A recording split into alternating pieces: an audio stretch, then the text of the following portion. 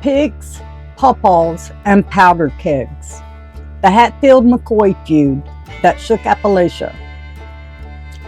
Well, so hey guys, welcome to the wild, tangled, and tragically true tale of the Hatfields of McCoys. A feud so fierce, it makes modern family drama look like a polite disagreement over potato salad. Let's rewind to the mid-1800s, deep in the Appalachian hills, where two families lived on opposite sides of the Tug Fork River. Hatfields in West Virginia, the McCoys in Kentucky. Throughout human history, stories of feuding clans, star-crossed lovers, thievery, and murder fill the libraries with literature. But in America, no rivalry has captured the minds of people more than the one that took place here, on the banks of the Tug Fork River, between 1863 and 1891. For nearly 30 years, the Hatfields of West Virginia and the McCoys of Kentucky waged war with one another that still resonate throughout the mountains of Appalachia. The very first interaction that we know of between the Hatfield and McCoy families was during the Civil War. A lot of people think that the Hatfields and McCoys were on different sides of the war, but that's actually not true. Both Devil Anse and Randall McCoy served for the South, and actually in the same unit. But in 1863, Anse had been moved further and further from his home to fight. His homeland was being attacked. His house was burned, I believe, and his wife and his only son were threatened. And he was getting ready to get transferred to Tennessee, which in those days would have felt like getting sent to China. And so they were very unsatisfied. So he left the army. He was actually called a deserter, but he left the army and came back to his homeland in southern West Virginia. It was West Virginia by then, to fight again. And he reconstituted this home guard unit called the Logan Wildcats and continued to fight all through that period. The Civil War had just ended, but the tension hadn't. Asa McCoy, a Union soldier and member of the McCoy clan, returned home only to be murdered, allegedly by Confederate sympathizers known as the Logan Wildcats. Devil Hatfield, the Hatfield patriarch, was suspected but later cleared. Still, the damage was done. The first spark had been lit. Randall McCoy, who was a Southern soldier, he had a brother named Asa Harmon McCoy who fought for the North. And Asa got wounded, came back home to mend, and the Hatfields, who were part of this local regulator group, they let the word get out that they were going to capture and kill him if they could. And so they searched for Asa. Eventually, some of the Hatfields caught him. Anse wasn't there at the time, and Asa was killed. And that's the first interaction that we know of, especially negative one, between the Hatfields and the McCoys. Now, many people consider the Civil War, especially the early authors, consider the Civil War to be the beginning of the feud. But there's not another event between these families for almost a decade. These weren't just neighbors. They were rivals in land, politics, and pride. The Hatfields had timber money and political clout. The McCoys had grit and a 300-acre farm. And what they both had, a whole lot of stubbornness. After the Civil War ends, Devil Anse successfully enters the timber business, while on the Kentucky side of the river, Randall McCoy heals wounds he suffered during the war. It's a decade of peaceful interactions between the Hatfields and the McCoys after the murder of Asa Harmon McCoy by the Logan Wildcats, which convinces many historians it is a dispute over a pig and a betrayal within the family ranks that actually kickstarts the feud in 1878 and sends the two families on a collision course with one another. Now, what feud worth its salt doesn't involve a pig? In 1878, Randolph McCoy accused Floyd Hatfield of stealing his hog. Now guys, pigs are my favorite animal, so I understand how this could have started a feud. The case went to court, presided over by preacher Anse Hatfield. Surprise, the Hatfields won. The McCoys were furious. Bill Statton, who testified for the Hatfields, was later killed by two McCoy brothers. They were acquitted. Justice? Maybe. Fuel for the fire? Absolutely. There was a situation where Devil Anse Hatfield's cousin, Floyd Hatfield, and Randall McCoy were neighbors. They sort of lived across the hill from each other. And at the end of the season, everybody would gather in their hogs that they had let roam around to mass, to forage for themselves. And Randall went by Floyd Hatfield's hog pen and saw a hog that he thought was his. And they got into an argument about it, but they didn't pull their guns and shoot each other like all the stories you usually think of the Hatfields and McCoys. They went to the local magistrate to have him resolve it. Well, the local magistrate was related to Devil Anse. He was a Hatfield. His name was also Anse Hatfield, but they called him Preacher Anse. He didn't want to be seen as impartial. Normally, he would have made the judgment. So he put together a little court that had 6 Hatfields on it and 6 McCoys. And he then said to Floyd Hatfield, who was the one that supposedly had the hog, "Let's see the hog so we've got some evidence." And Floyd said, "I'm sorry, I ate it." And then one of his friends, who was a Hatfield hanger-on, said, "I saw the hog. It was Floyd's hog. It wasn't Randall's." So the jury goes to deliberate. All the Hatfields vote with the Hatfield. All the McCoys vote with the McCoys, except for one. One of the McCoys, a guy named Selkirk McCoy, crosses over, votes with the Hatfields, and the Hatfields win. Now, Randall was furious about this. He felt like he had been hoodooed. Turns out that this Selkirk McCoy actually worked for Devil Anse Hatfield on his timber crew. And Randall basically said, this is not a just verdict because he was beholden to his job for Devil Anse, and he crossed over. But the judge said, if you had a problem with the jury, you should have said something about it before you got the verdict you didn't want. And we have 3 first-person accounts of people who were asked that, who were in the feud. Every one of them starts with the hog trial when they begin to tell the story. Then came the Romeo and Juliet of Appalachia. Johns Hatfield and Rosanna McCoy. Young love bloomed across enemy lines. But when Rosanna helped John escape McCoy custody, her family disowned her. Pregnant and heartbroken, she died young. John? Oh, he married her cousin. Ouch. Despite an increased level of tension between the two families and some subsequent skirmishes, 2 years pass after the hog trial before the next major incident in the feud. This time, it's not a conflict, but a union that will intertwine the Hatfields and the McCoys, serving to further fan the flames of animosity. So there's an election in 1880, and elections in those days were these big parties. People came out all day long. It was the beginning of the spring. People had been in all winter long, and they came out from all over the area to party and have a good time and all these things. And so John C. Hatfield, who is Devil Anse Hatfield's oldest son, met Rosanna McCoy, who was Randall McCoy's oldest daughter, at this event. They spent the entire day together, and by the end of that day, decided that they wanted to get married. So John C. takes Rosanna back to his home, back to Devil Anse Hatfield's house, and says to his dad, "I want to marry her." Now, we have no idea how Devil Anse reacted to that, but he allowed her to stay in his home for several months. And then Rosanna became pregnant with John C.'s baby. An upcoming marriage and a new baby that would share the blood of both the Hatfields and the McCoys should have put an end to any hostility. However, it is here that the feud takes perhaps its most tragic turn, when Johnsy continuously puts off the marriage, angering Rosanna's family, especially her 2 brothers, who hatch a plan to capture Johnsy and take him to Pikeville, Kentucky, where he is a wanted moonshiner. She finally became frustrated and left, and she went to stay with her Aunt Betty McCoy. And while she was staying with her Aunt Betty McCoy, Johnsy continued to come and see her. And this very much frustrated her brothers. Her brothers said, here he is, he's gotten you pregnant, he won't marry you, he's a Hatfield. It angered them. And so they lay in wait and ambushed Johnsy one night when he came to see them, on the pretense of taking him to Pikeville, which would have been a 2-day journey. And Rosanna, who was 8 months pregnant by this time, was afraid they were going to get Johnsy out in the woods and murder him. So she got on the back of a horse in these rugged mountains here, 8 months pregnant, and rode to get one of the Hatfields to try to save Johnsy. And she was successful. They intercepted Johnsy and her brothers.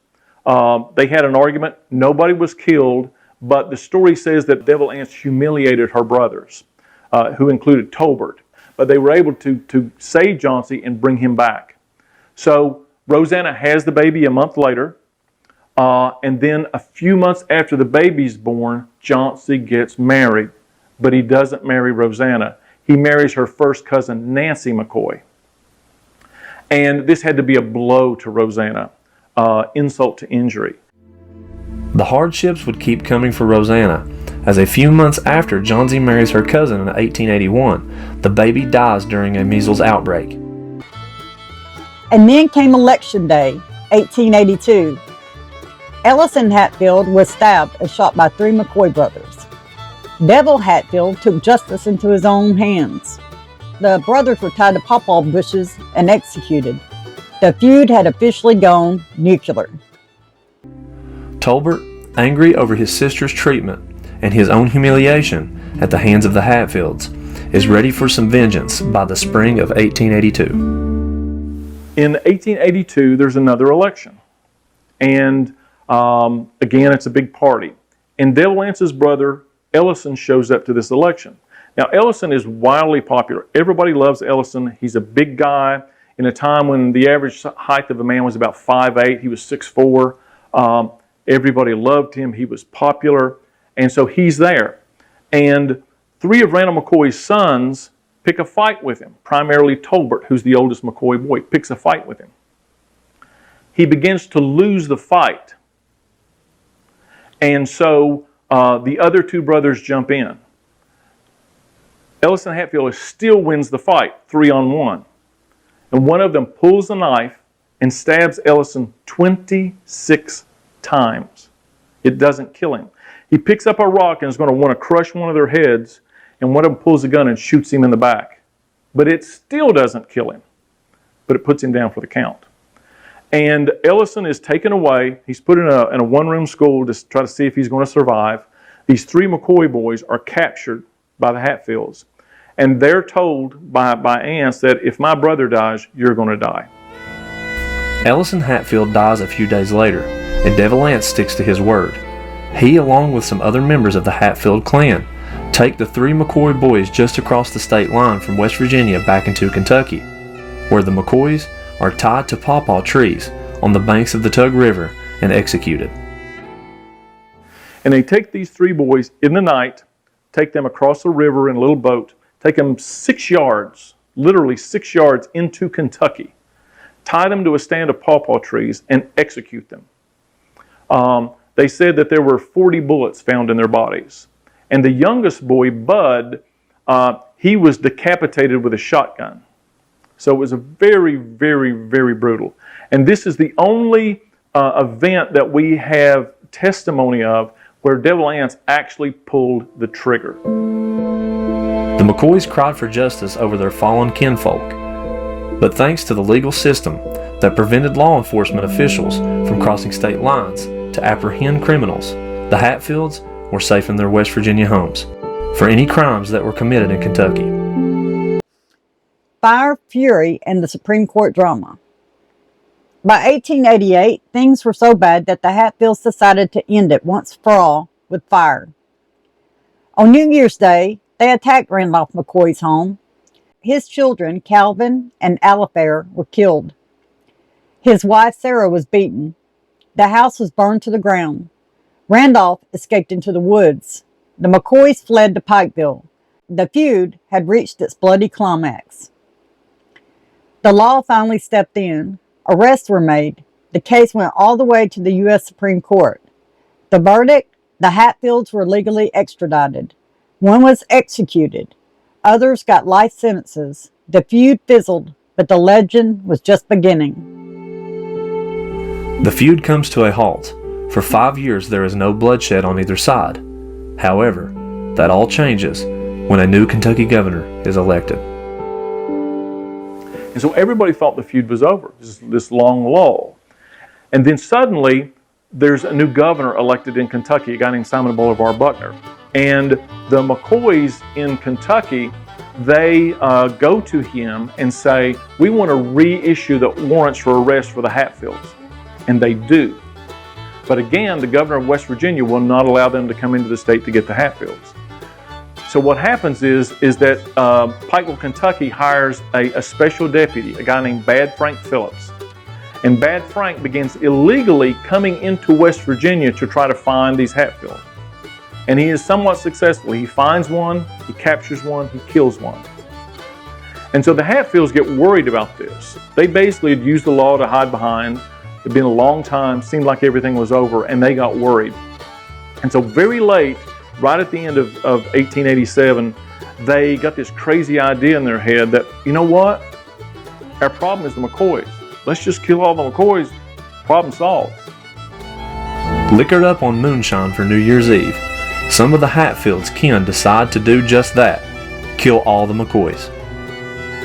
As night fell on the cabin home of old Randall McCoy, a band of Hatfields led by Jim Vance, Devil Ance's uncle, surround the outside. Vance gives the McCoys a chance to surrender peacefully, which they refuse. Gunfire is exchanged between the two parties, but the thick cabin walls prove problematic. And the cabins in those days have these very thick walls, they're about a foot thick. And so they begin to fire back and forth, but the bullets couldn't penetrate the walls. And they began to burn the cabin down. They set Randall's cabin on fire. Randall had 2 adult children who were there at the time. Alifair, who was 29 or so, runs out to the well to get water to put out the fire. And as she's running out to the well, one of the Hatfields shoot her and she falls dead right beside the well. Her mother, who's in her 60s, runs out to her to see if she's alive. And the Hatfields take their gun butts and beat her until she was honestly off in her head for the rest of her life. And then the son Calvin comes out firing, and he is shot and killed. And then somehow Randall is able to escape into the woods. Locals had long saw the conflict of their warring neighbors as an eye for an eye dispute. But after that New Year's Eve, residents in the region began to see the Hatfields in a different light, and this put Devil Ance's clan on the defensive. But after this, it completely changed opinions about the Hatfields. This was cold-blooded murder in the middle of the night, cold-blooded ambush, killing women. And so it changed everything. And the McCoys, who had not been able to get a whole lot of support, of the same kind of support that the Hatfields had, were able to put together a posse, and they began searching for the Hatfields. And they crossed the state line illegally, not caring about it. And they searched for the Hatfields. And because it was illegal for them to cross into the state, West Virginia also put together a posse of its own. And these 2 armed groups were going back and forth across the borders. And they eventually meet at a place called Grapevine Creek, which is in West Virginia. And they have the only military type skirmish that you have in the feud. And they're shooting at each other back and forth. There's really only 1 person killed on the Hatfield side, but there's several people captured. And all the people that had been captured there and previously were taken to Pikeville and put in jail to stand trial. With several members of the Hatfield family behind bars in Kentucky jails, Devil Ance uses his remaining political connections to take the feud from the hills to the courts. The Hatfield attorneys argue that since their arrests were not legal, then the state of Kentucky cannot legally hold the Hatfields prisoner. And that court case goes all the way to the United States Supreme Court. And the ruling is a little vague and kind of strange, but one of the judges basically said this. He said, the laws of Kentucky do not supersede the laws of West Virginia. One state's laws are not more important than another state's laws, which basically codified the results of the Civil War, that we were not a loose group of loosely confederated states, but we were one nation of one law. And so it codified the results of the Civil War. And so basically the Hatfields lost. They went to trial. With all legal avenues exhausted, the captured Hatfields, which included several of Devil Ance's sons, go to trial, where they are all found guilty and sentenced to life in prison. Except for one, a young man that went by the name Cotton Top Mounts, who was hanged in February of 1890 for his role in the massacre of New Year's Eve, the only legal execution during the feud. He was the only person who confessed to actual murder, and so they hanged him. And basically, there'd been all this bloodshed, and he became the sacrificial lamb. And his hanging in February of 1890 is considered to be the end of the feud. So what do we make of this Appalachian epic? The Hatfield Mccoy feud became shorthand for any bitter rivalry. It inspired books, movies, even a dinner show in Pigeon Forge. It's said to have inspired Family Feud and Star Trek's Dr. McCoy. Devil Anse and Randall McCoy have long been the faces of the feud, but both men's involvement was minimal in comparison to their sons, daughters, brothers, and other kin. Perhaps that is why both patriarchs survive, far exceeding life expectancy, not just of their relatives, but of all Americans of the time period. The feud's aftermath left a lasting effect not only on the Hatfields and the McCoys, but on the people of Appalachia. One that today unfairly leaves the people of southern West Virginia and eastern Kentucky with a tainted reputation. In a time where the average life expectancy is 42 years of age, Anse lives to be 81 and Randall lives to be 88. So these guys that had this hugely violent life lived twice as long as a normal life.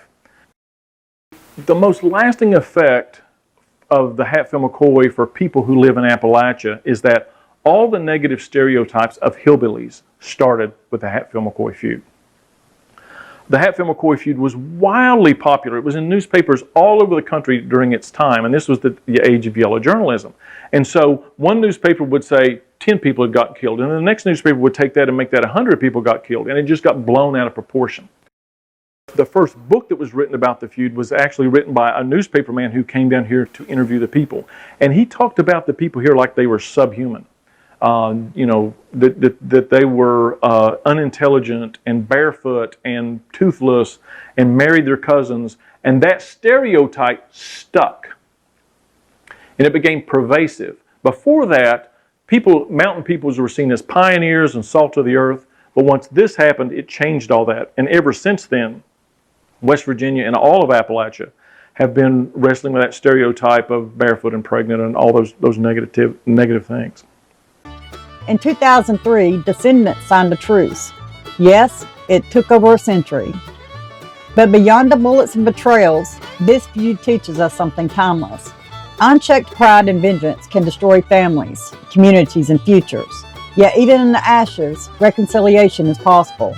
So next time you argue over a pig or a parking spot, remember the Hatfields and McCoys, and maybe, just maybe, choose peace. The feud has been exploited for monetary gain both inside and outside of Appalachia, oftentimes using almost cartoonish imagery of moonshine drunken hillbillies. But that portrayal betrays the very real and very tragic figures of the feud, whose bloodshed still impact the people and culture of the Mountain State. Please like, subscribe, and as always, thanks for watching.